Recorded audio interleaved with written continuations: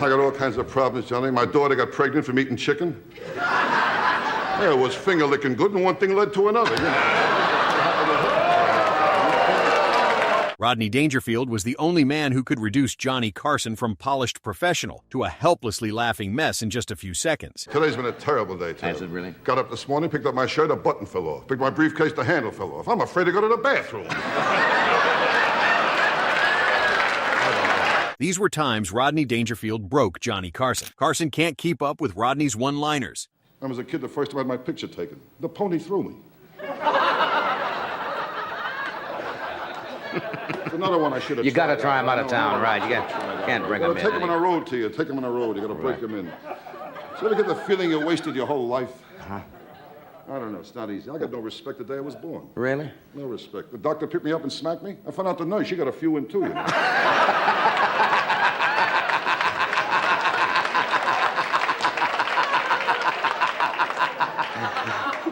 Will be.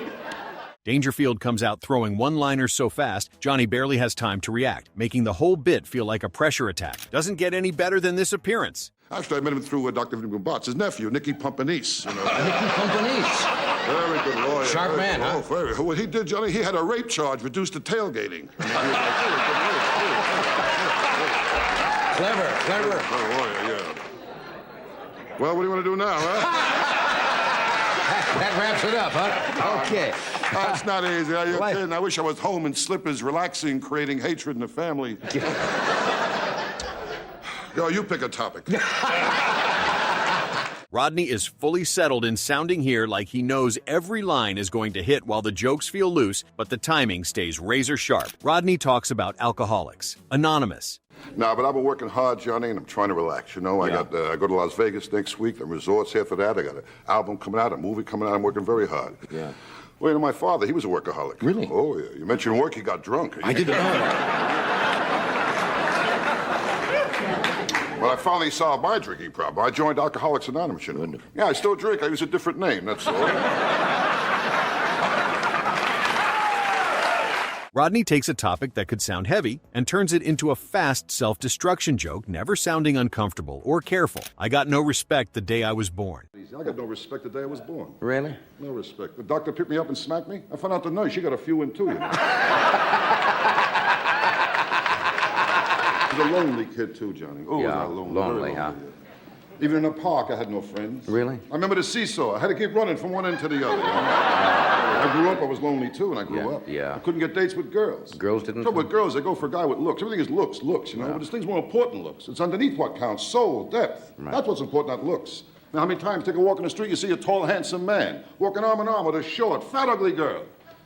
I never saw that. Did you? Never saw that at all. Never saw that. Well, looks don't mean nothing, man. I got a niece, an ugly girl. She got married. She's happy. She married an ugly guy. Right? And today they got two very ugly kids. Ugly kids, yes. The line is funny right away because Rodney pushes his no-respect persona all the way back to birth, itself making it feel bigger. Dangerfield tells Johnny about the dangers of smoking.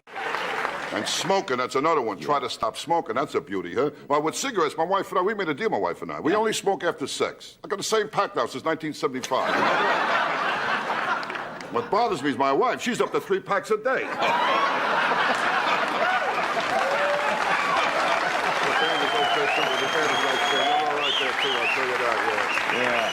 I'll tell you the truth, and my wife and I, we never have sex. Now, we get undressed, we can't stop laughing, you know?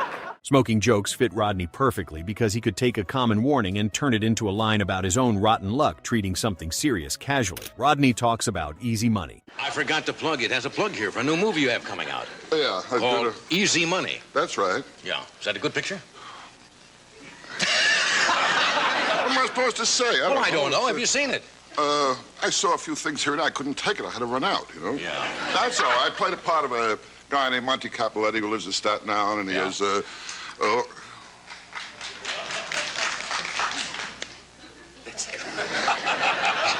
I'll think of something funny tomorrow when there's no one around. That's You right. see, And, It was nice to eat a let's drunk. see what happens. I'm just out here doing a light beer commercial, you know, so I just, You've been doing a lot of dropped films, in. commercials, and everything. Yeah, I'm busy, you know, but there's always problems. Everyone has problems, you know. What kind of problems? Yeah, I got a big milk problem. I can't find any. Oh, I didn't. Even in conversation, he could turn simple answers into punchlines almost by accident, as Johnny knew when not to interrupt the rhythm. Dangerfield explains why it's tough to be funny. I tell you, Johnny, I told you, it's tough to be funny when you're coming off drugs, I'll tell you that.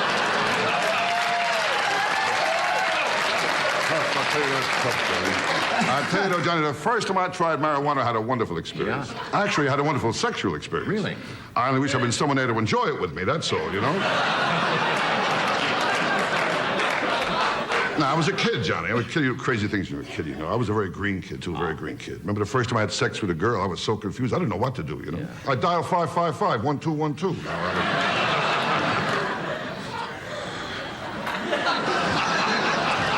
Rodney jokes about comedy itself, giving the bit a slightly different angle while still turning the subject back into a complaint about how hard life is for him. Rodney talks about problems he has with his kids. My kids, they don't help either. No good, huh? Ooh, no, my kids, they're real smart kids I got, you know. Yeah. But the other day I told my kid, I said, someday you'll have children of your own. He said, so are you.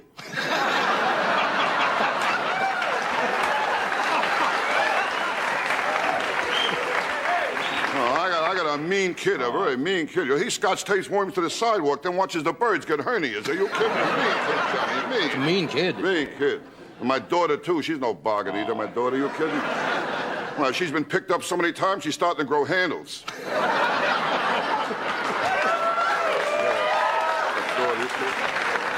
I mean, you're kidding. Her graduation book, her picture is horizontal. It's ridiculous.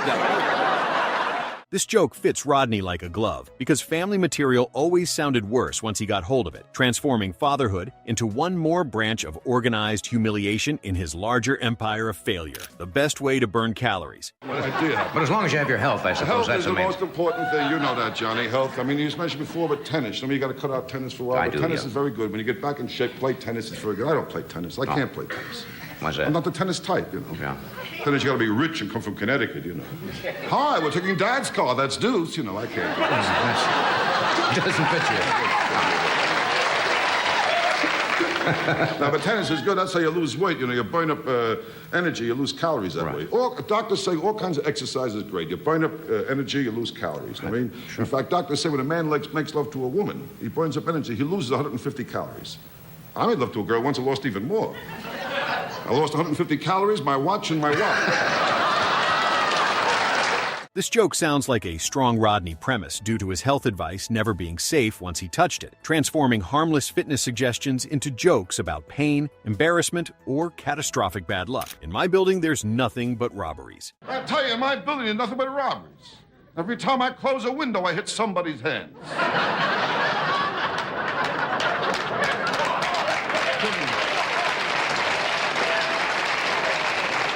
Nothing but robberies over there. But the other night, I took the wife and kids out. I figured I'd play it safe. Left all lights on the apartment, left the radio on, left a note in the front door. The note said I'm inside. Came home that night, I still got robbed. The guy left his own note. He said, I looked all over for you.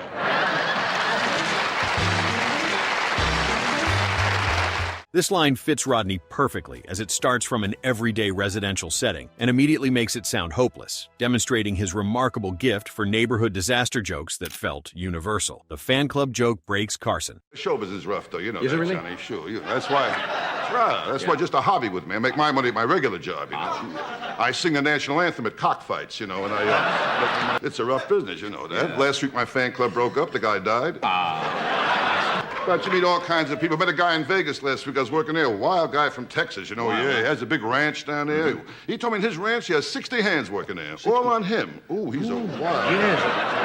Yeah, but sometimes I meet people, they act too classy, you know what I mean? Classy people, yeah. Like a lot of women, sometimes they act so classy. Like a woman has to go to the bathroom. She never says, I'm going to the bathroom. She's, I'm going to powder my nose. Yeah. You know? I mean, if that's where her nose is, she's in a lot of trouble. You know? Yeah, a lot of strange people out there. Yeah, strange people. I met a guy last week with a problem, though. Strange guy? He told me he had an affair with a girl 3 months ago. He's going nuts. He didn't know what to do. He told me what happened was the rabbit didn't die. It just stays in critical condition, you know? This bit works because Rodney turns ego into humiliation in a single devastating sentence starting like a brag and then collapsing immediately through the fast, brutal reversal that made his Carson one-liners so effective. All you need is your health. I told you before, and I'm going to tell you again, Johnny. Yeah. Health, Health is, the whole as I thing said, is health. You got to take care of As long as you have your health. Take care of you. got to think young. Hobbies, interests. You got to think young. Right. I try to think young all the time. You know what I mean? Always do that. Can I have a cigarette, too? Certainly. It's not good for your health, though. So I got a crazy doctor told me to keep smoking if I want to stop chewing gum. So what do I take?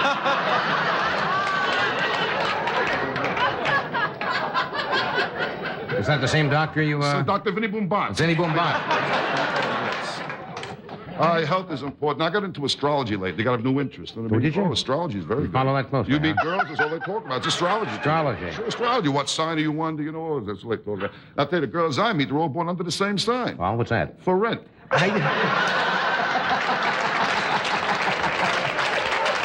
This one fits Rodney perfectly, due to the fact he loved taking old, comforting sayings and making them sound completely useless, while the phrase already feels familiar, making it a perfect target for comedic subversion. Listen to Rodney's doctor. Dr. Vinny Boom Bond. Right. How is it? Listen to him. He's fine. He's on vacation over in Sicily, you know. Yeah? Now, I don't listen to him. And he told me to get plenty of liquids and a lot of rest. I drank till I passed out, you know?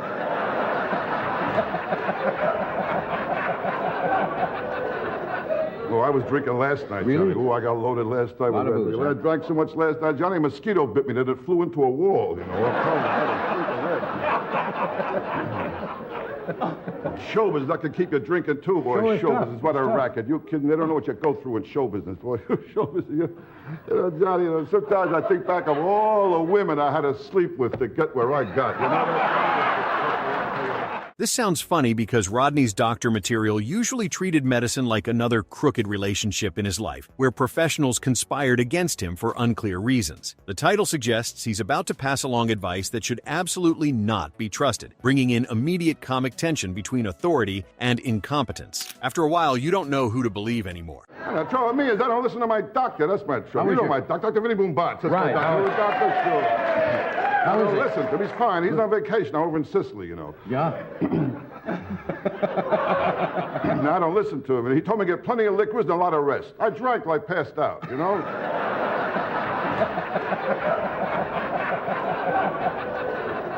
Oh, I was drinking last night, Really? Johnny. Oh, I got loaded last night. Lot of booze, huh? I drank so much last night. Johnny, a mosquito bit me that it flew into a wall, you know. I'm telling you. An iconic moment like this sounds like a more reflective Dangerfield setup, making it interesting because he often started with a phrase that sounded almost serious, then dropped it into complete nonsense through brutal tonal whiplash. That fake sincerity was a big part of why Carson cracked up so often, since Johnny could hear the normal setup and know that Rodney was about to wreck it completely. The laugh comes from that sharp turn from weary honesty into total absurdity, demonstrating his mastery of tonal shifts that felt effortless despite requiring perfect control. The opening phrase sounds like genuine life wisdom, before Rodney inevitably reveals he's talking about something ridiculous like trusting weathermen, fortune cookies, or horoscopes. Carson appreciated these philosophical-sounding setups because they gave Rodney room to subvert expectations, dramatically creating bigger payoffs than straightforward jokes could deliver. The delivery probably starts contemplative before spiraling into specific complaints about who betrayed his trust, like dentists, mechanics, psychics, or diet supplement salesmen. Rodney made existential uncertainty sound like a personal attack rather than universal conditions, suggesting the universe targeted him specifically with misinformation. His voice likely shifts from thoughtful to bitter as the specific betrayals get revealed, showing the emotional journey from wisdom to resentment. Carson's laughter built because the earnest opening made the absurd conclusion even funnier through maximum contrast between the setup and payoff. Dangerfield explains why love is important. I'll tell you what's more important than looks is love. You got to have love. Love is and important. I got plenty of love in me, Johnny. That's Plenty the of love. I main love a thing. lot of things. Love. I love sports. I love music, and one of my kids.